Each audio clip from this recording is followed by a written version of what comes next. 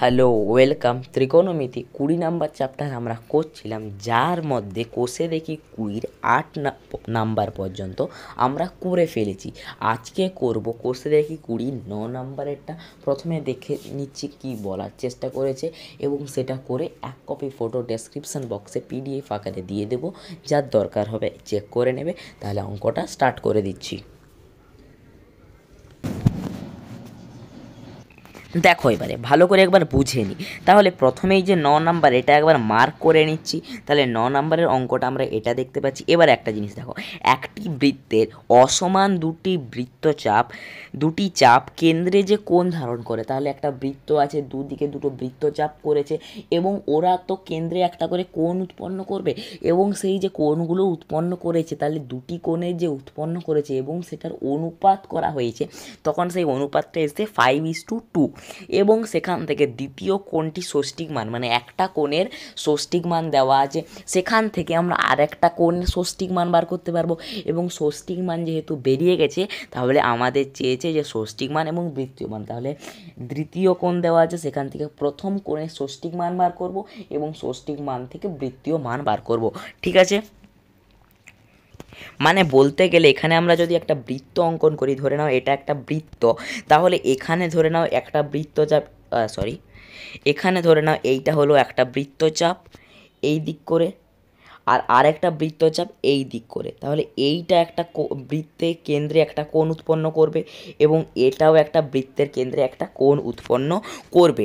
তাহলে এটা একটা কোণ এবং এটা একটা কোণ। তাহলে এই দুটো যখন কোণের অনুপাত করেছে তখন হয়েছে 5:2 হয়েছে এবং একটা কোণের ষষ্ঠিক মান দেওয়া আছে, সেখান থেকে আরেকটা কোণের ষষ্ঠিক মান বেরিয়ে যাবে এবং আরেকটা কোণের যখন ষষ্ঠিক মান বেরিয়ে যাবে, সেখান থেকে আরেকটা কোণের কি বৃত্তীয় মানটা বেরিয়ে যাবে। তাহলে সেটাই আমাদের চেয়েছে। তাহলে আমরা স্টার্ট করে দিচ্ছি, আমরা শুরু করে দিচ্ছি 9 নাম্বারেরটা। প্রথমেই যে কোণ দুটো দেওয়া আছে, সেই কোণ দুটোর অনুপাতটা লিখে নিই। তাহলে কোণ দুটির অনুপাত দেওয়া আছে, সেটা হলো 5:2। তাহলে কোণ দুটি কি হবে? তাহলে কোণ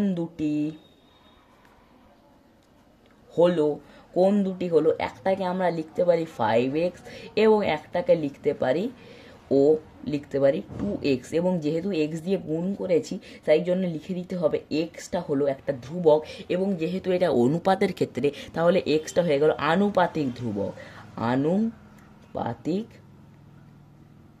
ধ্রুবক। আশা করি বোঝা গেল। তাহলে এক্স হয়ে গেল আনুপাতিক ধ্রুবক। এবারে তো সেকেন্ড কোণটার ভ্যালু 2x এবং এই 2x এর মানই তো হচ্ছে 30 ডিগ্রি। তাহলে শর্তানুসারে আমরা এটাও তো লিখতে পারি যে এই যে 2x এর ভ্যালুটা আছে সেটা সমান 30 হবে। তাহলে আমরা x এর ভ্যালু কত পেয়ে যাব? 30/2 সমান 15 ডিগ্রি। তাহলে 15 ডিগ্রি পেয়ে গেলাম x এর। তাহলে যে প্রথম কোণটা হবে যে 5xটা, তাহলে সেটার ভ্যালু বার করে নিচ্ছি। অতএব প্রথম কোণ। এবারে একটা জিনিস দেখো, যেহেতু এটা ডিগ্রিতে আছে, তাহলে ডিগ্রিতে মানে কি ষষ্ঠিক পদ্ধতিতে পাবো। তাহলে প্রথম কোণের ষষ্ঠিক মান, তাহলে লিখে দিতে পারি প্রথম কোণের ষষ্ঠিক মান। এক সেকেন্ড, হ্যাঁ, ষষ্ঠিক মান পাবো এটা, কারণ ডিগ্রিতে পাচ্ছি। কত? 5x মানে হয়ে যাচ্ছে 15x5 সমান হয়ে যাচ্ছে 75, এবং সেটা হচ্ছে ডিগ্রিতে। এবারে যদি আমরা বৃত্তীয় মান বার করি, অতএব দিয়ে যদি বার করি প্রথম কোণের বৃত্তীয় মান, এটাও বেরিয়ে যাবে। এটা বার করার জন্য যেহেতু আমাদের পাই আনতে হবে বৃত্তীয় মানে, তার জন্য পাইটাকে ওপরে রাখবো।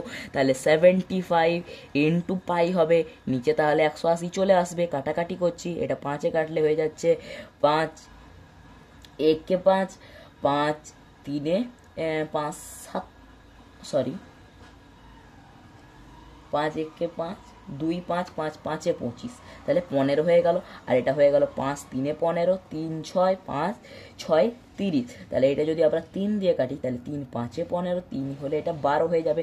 তাহলে আনসার হচ্ছে 5 ইন্টু পাই, তাহলে 5 পাই বাই 12, তাহলে ষষ্ঠিক মান হয়ে যাচ্ছে 75 ডিগ্রি এবং বৃত্তীয় মান হয়ে যাচ্ছে 5π/12। তাহলে কোন দুটির অনুপাত আছে সেখান থেকে আনুপাতিক ধ্রুবক দিয়ে গুণ করে দুটো কোণ বার করব, সেখান থেকে দ্বিতীয় কোণের ভ্যালু বার করা থাকলে যে আনুপাতিক ধ্রুবক সেটার ভ্যালু বার করব, সেখানটা পেয়ে গেলে প্রথম কোণ পেয়ে যাব এবং প্রথম কোণের ষষ্ঠিক মান পাবো, আর প্রথম কোণের ষষ্ঠিক মান পেলে সেখান থেকে বৃত্তীয় মান বার করবো। আশা করি বোঝা গেছে। Thanks for watching.